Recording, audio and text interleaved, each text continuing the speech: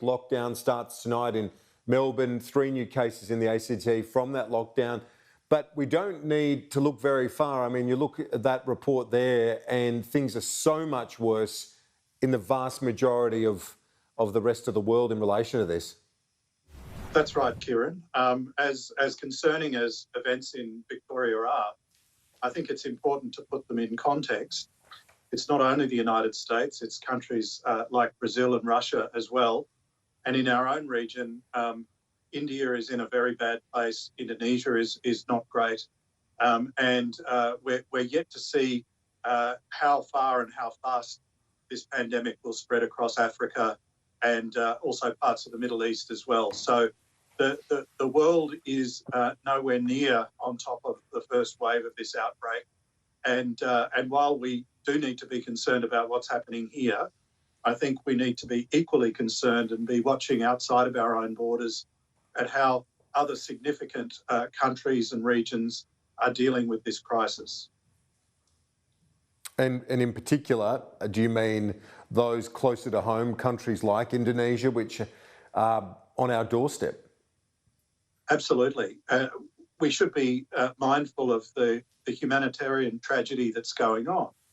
But, you know, as the worse the crisis is for major economies like India, like Brazil, like Russia, like the United States, the bigger the economic impact will be as well.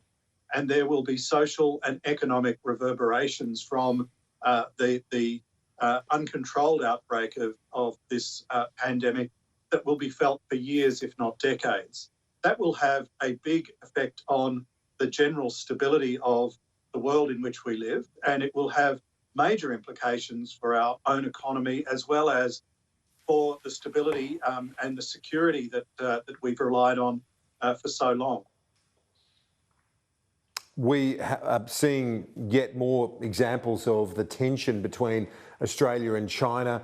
Officials upgraded travel advice, warning of arbitrary detention in China for Australians. Today, the embassy says it's disinformation and ridiculous for that travel advice to be issued. So another episode in this difficult chapter in the bilateral relationship. That's right. It's hard to say that this will have a stabilising effect on the bilateral relationship, which is really deteriorating quickly. And I do think that's something we should be concerned about. As Shiro said just before, we need to manage this relationship pragmatically. We are never going to be allies with China. We are never going to be best friends with China. We need to accept that. But China is an incredibly important economic part of Australia's economic future. It always will be. Our economies are two of the most complementary economies in our region, if not the world.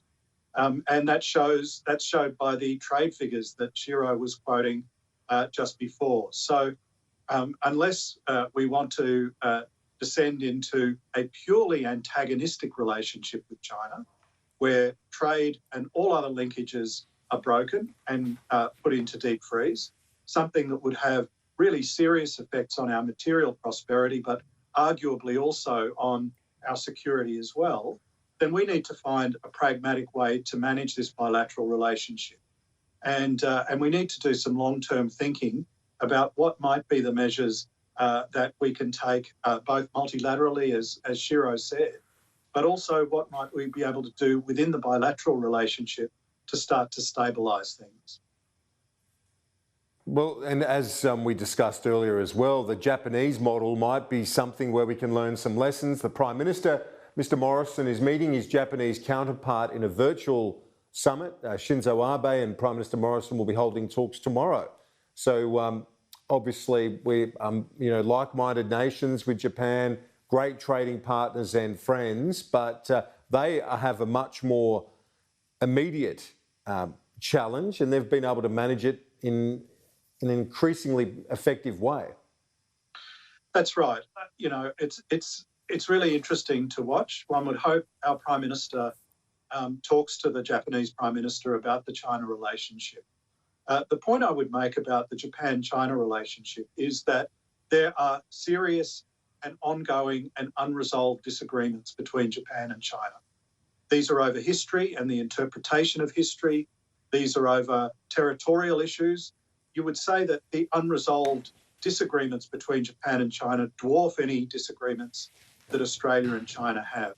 And yet what the Japanese have been able to do is to build a level of pragmatic relations wherein they can continue to stand up for their own interests. They can continue to have disagreements with Beijing, but still couch it within a pragmatic and relatively stable relationship that sees trade ties, investment ties, and other forms of cooperation continue to flourish. Professor Wesley, thank you. As always, we'll talk to you soon, Professor.